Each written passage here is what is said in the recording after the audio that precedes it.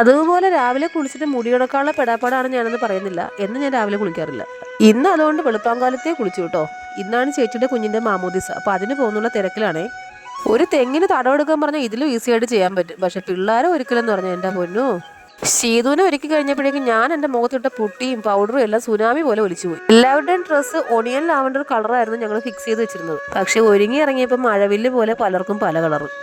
ഇനിയിപ്പോൾ ഉള്ളത് വെച്ച് അഡ്ജസ്റ്റ് ചെയ്യാന്ന് ചേച്ചി. ഇതാണ് കേട്ടോ ഞങ്ങളുടെ മൂന്നുപേരുടെയും ഡ്രസ്സ്. അങ്ങനെ പുത്തൻ ഉടുപ്പും പുത്തൻ ചെരുപ്പും പുത്തൻ വാച്ചും ഒക്കെ കിട്ടി ഞങ്ങൾ മൂന്നുപേരും ഒരുങ്ങിയിട്ടുണ്ട്. ഇനി അടുത്ത അമ്മയും അച്ഛനും ദേ ഒരുങ്ങി നിൽപ്പുണ്ട് കേട്ടോ.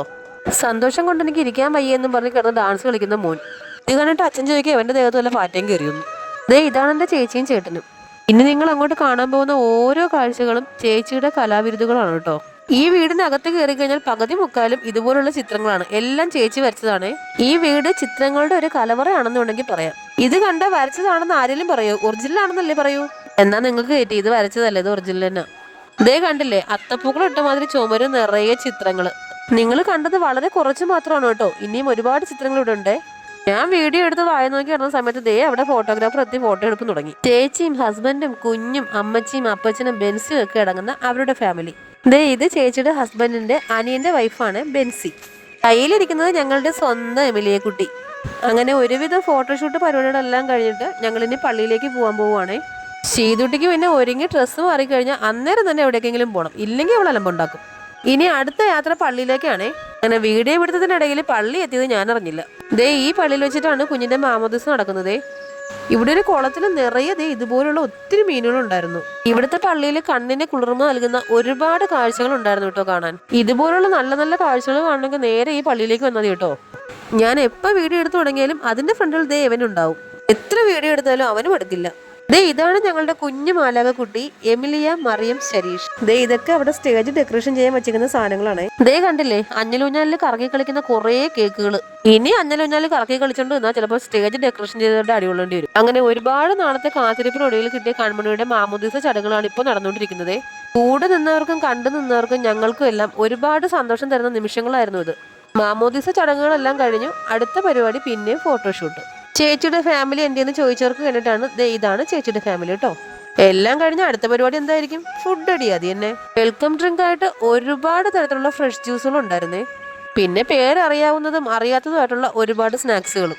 വെൽക്കം ഡ്രിങ്ക് കഴിഞ്ഞിട്ട് അടുത്ത കലാപരിപാടികളെല്ലാം ഈ സ്റ്റേജിലാണ് കേട്ടോ. ഇവിടെ വെച്ചിട്ടാണ് കേക്ക് കട്ട് ചെയ്യലും കുഞ്ഞിന് ഗിഫ്റ്റ് കൊടുക്കലും മറ്റു പരിപാടികളെല്ലാം. ഈ ഓണത്തിനിടയ്ക്ക് പുട്ടുവെച്ചോടെന്ന് പറയും പോലെ മോന്റെ വക ചെറിയൊരു വീഡിയോ എടുത്തു. അടുത്ത പരിപാടി കുഞ്ഞിന് മധുരം കൊടുക്കലാണ്. മധുരം എന്ന് പറയുമ്പോൾ കേക്ക് കെട്ടിയത് കൊടുത്താൽ കേട്ടോ. അതിനെന്താ പേര് പറയുന്നത് എനിക്കറിയില്ല. അങ്ങനെ അമ്മും അപ്പവും കൊടുത്തു ഇച്ചിരി കേക്ക്. അങ്ങനെ അടുത്ത പരിപാടി ഫുഡ് അടിയാണേ. എന്തൊക്കെ ഫുഡ് ഉണ്ടായിരുന്നു നാളെ എന്നോട് ചോദിക്കരുതേ. ഇതെല്ലാം ഉണ്ടായിരുന്നേ. പേരുകളൊക്കെ പറയാൻ തുടങ്ങിക്കഴിഞ്ഞാൽ ഞാൻ ആകെ വലഞ്ഞു പോകും. കാരണം ഇതിൻ്റെ ഒന്നും പേര് എനിക്കറിയില്ല. ഒരുപാട് വെറൈറ്റി ഐറ്റംസ് ആയ സാലഡ് ഉണ്ടായിരുന്നു. ഇരിക്കുന്ന നമ്മുടെ കിടിലൻ മാങ്ങാച്ചാർ, ഇതിൻ്റെ പേര് എനിക്കറിയാം. ബാക്കി ഐറ്റംസ് ഒക്കെ എന്താണെന്ന് നിങ്ങൾ തന്നെ കണ്ടോ.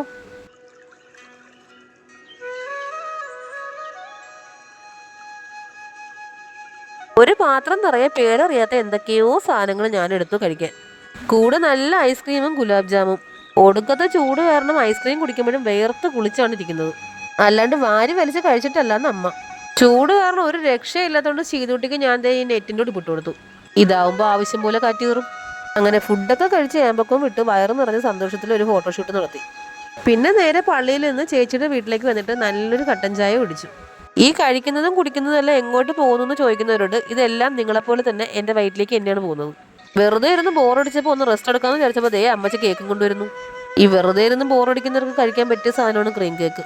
കേക്കിന്റെ വലിപ്പം കണ്ടിട്ട് മൊത്തം എനിക്ക് കഴിക്കാനാണെന്ന് വിചാരിക്കരുതേ. അപ്പോൾ ഇന്നത്തെ വിശേഷങ്ങൾ ഇവിടെ തീരുവാണേ. നമ്മുടെ ചാനൽ എല്ലാവരും സബ്സ്ക്രൈബ് ചെയ്ത് സഹായിക്കണേ. ഇന്നത്തെ വീഡിയോ ഇത്രയേ ഉള്ളൂ. ടാറ്റാ.